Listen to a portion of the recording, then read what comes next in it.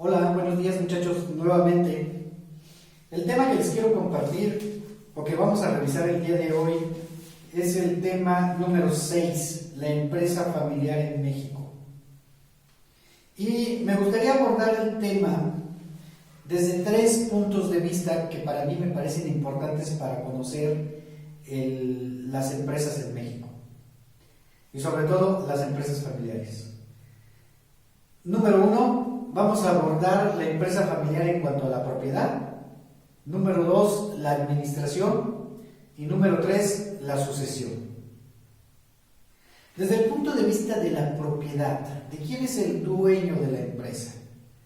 Por lo regular, en la mayoría de los casos, no importando el tamaño de la empresa, sea chica, mediana o grande, la propiedad de la empresa, la propiedad de las acciones y del control, por lo regular está en manos de una o dos familias. En este sentido, pues la gran mayoría de las empresas serían, en cuanto a propiedad, empresas familiares. Dentro de los apuntes que les di, les comento que en México más del 90% de las empresas que cotizan en bolsa, que son las empresas más grandes y las empresas institucionales, tienen una representación familiar en el capital o en el control, es decir, son empresas familiares. Ahora, en todos los mercados existen compañías institucionales, es decir, que la propiedad o las acciones de la empresa no son familiares, sino que están en manos de fondos privados o de inversionistas profesionales que lo único que les interesa es mantener su inversión y sacarle un rendimiento y no el tener el control y la administración de una empresa. Pero son muy pocas las que existen en México que tengan ese tipo de propiedad, es decir, que las acciones o la mayoría de las acciones de la empresa estén en manos de fondos o de inversionistas institucionales. La gran mayoría de las empresas en México son, en cuanto a la propiedad o los dueños de las acciones y del capital, pues son familiares. Y aquí pues rompemos la idea de que tenemos o que podríamos nosotros haber pensado en algún momento en que una empresa familiar es una empresa chica. No necesariamente. Hay empresas familiares en cuanto a propiedad chicas, medianas y grandes. Por ejemplo, Ford Motor Company pues es una empresa familiar. Está la mayoría de las acciones y el control todavía está en manos de los descendientes del fundador, que es Ford. En México, pues, las empresas Televisa, está todavía la participación accionaria en manos de pocas familias y así. Entonces, no necesariamente una empresa chica es una empresa familiar.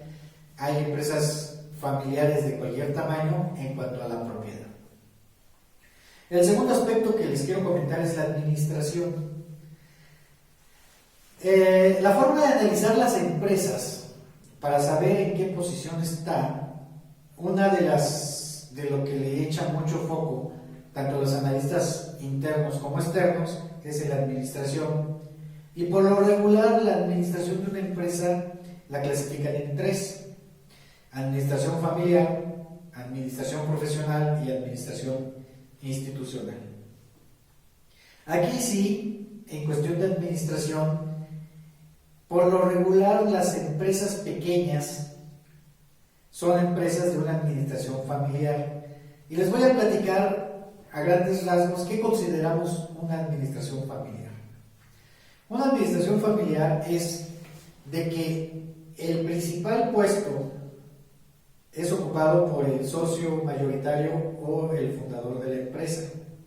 Y en las empresas pequeñas que tienen poco tiempo en el mercado, poco tiempo de vida, se da de que el fundador y el creador de la empresa es el llamado hombre orquesta, es decir, es el que hace todo, es el que produce, el que trabaja, el que vende, el que contrata, el que administra. Él hace todo y todas las decisiones se centran o las toma él.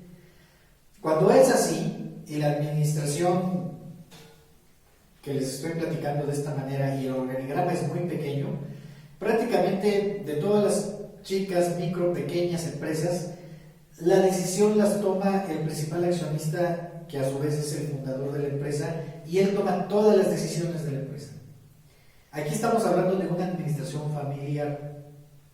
Cuando la empresa ya tiene un tamaño un poco más grande, en donde ya el hombre orquesta no puede hacerse cargo de todo y empieza a contratar o empieza a poner en algunos puestos clave a personal que realice esa labor, pero si sigue él centralizando todas las decisiones y todos se lo tengan que preguntar a él porque no pueden hacer nada porque el señor no lo aprueba, sigue siendo una empresa con una administración familiar.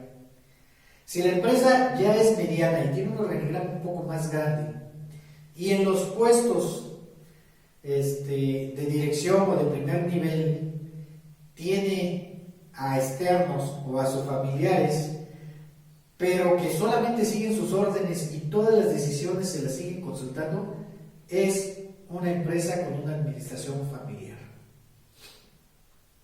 El siguiente nivel de administración, que es el de la administración profesional, aquí por lo regular lo tienen también las empresas ya de un tamaño mediano, en donde el accionista mayoritario o el socio fundador todavía ocupa la dirección general y toma las decisiones más importantes, pero en los puestos claves o de primer nivel y de decisión ya contrata profesionales, y estos profesionales sí pueden realizar sus labores con independencia y no preguntándole absolutamente todo al director general. Aquí ya podríamos hablar que se trata de una empresa con una administración de tipo profesional. Ya es una empresa que tiene algunas decisiones descentralizadas y que ya el principal accionista o socio fundador ya delega ciertas funciones clave a externos. Ahora, ojo, los puestos de primer nivel o los puestos clave pueden ser ocupados en una empresa profesional por profesionales externos o por familiares directos del socio fundador o de la participación accionaria, siempre y cuando estos tengan la capacidad técnica y los conocimientos necesarios para desempeñar esa labor. Es decir, que tengan el perfil y laboren como un empleado de la empresa sin tener funciones de dueño. Podríamos decir que sigue siendo una administración profesional, que ya pasó de la administración familiar, en donde todas las decisiones y todo se movía solamente cuando el principal accionista o socio fundador lo decía, a una administración ya de tipo profesional, donde los puestos clave o de primer nivel ya están a cargo de personas con las capacidades técnicas y académicas y de experiencia que se necesitan para ese puesto. Entonces ahí estamos hablando de una administración profesional. El siguiente grado de administración de una empresa, desde el punto de vista que estamos viendo de análisis, es la administración institucional. Y aquí la administración institucional, por lo general y por práctica sana, ya la tienen todas las empresas grandes que cotizan en bolsa. De hecho, para cotizar en bolsa, te piden que del consejo de administración al menos el 25% de los miembros sean externos a la familia, a la empresa y a la industria. Y aquí en las administraciones profesionales, pues bueno, ya les piden un órgano de administración de toma de decisiones independiente, que es el consejo de administración. Les piden también que tengan un consejo de auditoría independiente, externo, que tengan un departamento de auditoría interna, que tengan un gobierno corporativo, entendiéndose como gobierno corporativo, una serie de procedimientos y manuales bien establecidos en donde hay una descripción pormenorizada de cómo opera la empresa y cómo debería de operar, tanto como con los puestos y con sus desempeños. Es decir, la empresa tiene estandarizado y en manuales toda la operación de la empresa, que si alguien entra a trabajar ahí, tiene la opción de ver los manuales y poder desempeñar y poder funcionar la empresa en forma adecuada. También los órganos de administración, el de auditoría interna como externa, que deben de ser complementarios, deben de vigilar y de minimizar los riesgos operacionales que tiene la empresa y estar retroalimentando continuamente a la administración para ser más eficiente y tener un funcionamiento ininterrumpido de la empresa. Esa es una administración institucional. En la administración institucional, todavía el puesto de mayor jerarquía lo podría estar ocupando un miembro de la familia o de los que tienen la propiedad accionaria, pero siempre sus funciones deben de estar vigiladas y regidas por el Consejo de Administración, y los puestos clave, los puestos de primer nivel, deben ser ocupados por personal calificado que tenga capacidad de decisión y de acción en forma independiente. Ese sería el grado de administración institucional. Sería el segundo enfoque que quería platicarles de las empresas. El tercero es el de la sucesión. Y la sucesión, aquí lo voy a dividir en dos. La sucesión de la propiedad, es decir, de quién es el dueño de la empresa y quiénes van a ser los dueños en un futuro, y la sucesión de la administración. A mí me gusta separarlos porque podemos tener una visión más objetiva de lo que es la sucesión. Muchas veces se toman juntas porque la administración están también los dueños o los que tienen propiedad de la empresa, entonces se hace la sucesión tanto de la propiedad como de la administración al mismo tiempo.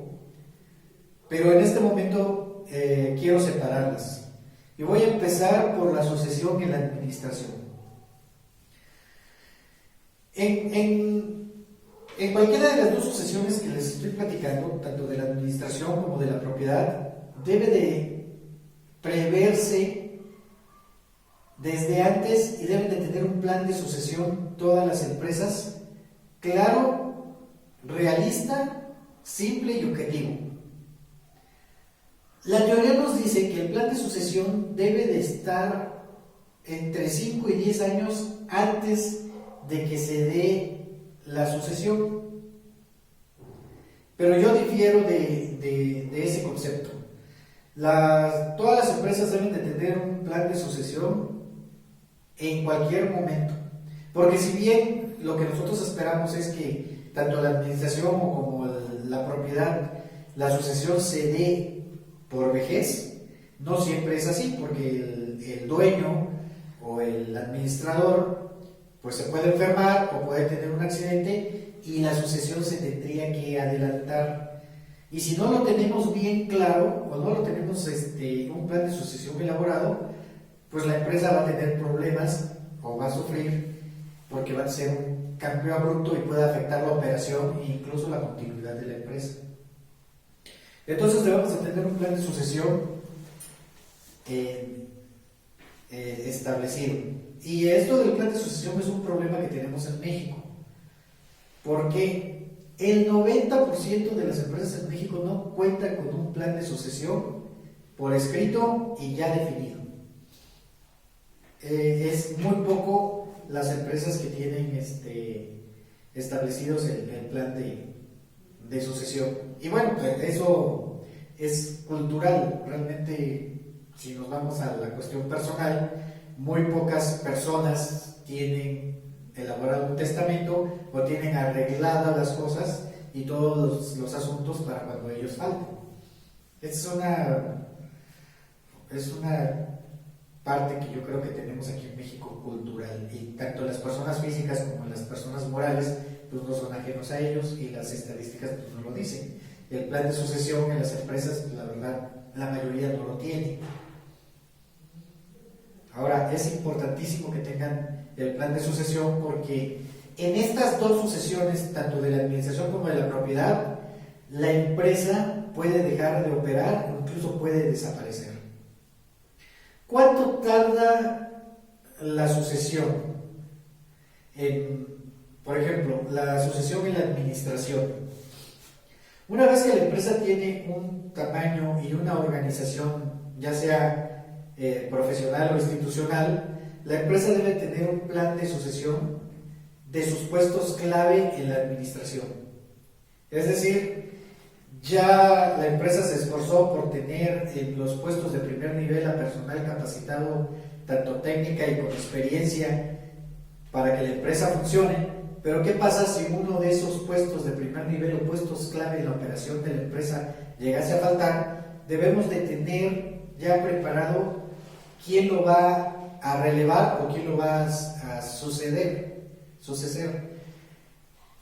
Las empresas, por lo regular, de ese tamaño y que prevén deben de tener un plan de previsión para ocupar esos puestos, empiezan a elaborar lo que son un plan de carrera a los empleados que están en niveles inferiores o empleados jóvenes que los van preparando para ocupar un puesto de dirección o un puesto clave en un futuro. Hacen lo que se le llama un plan de carrera, los empiezan a capacitar, empiezan a ponerlos en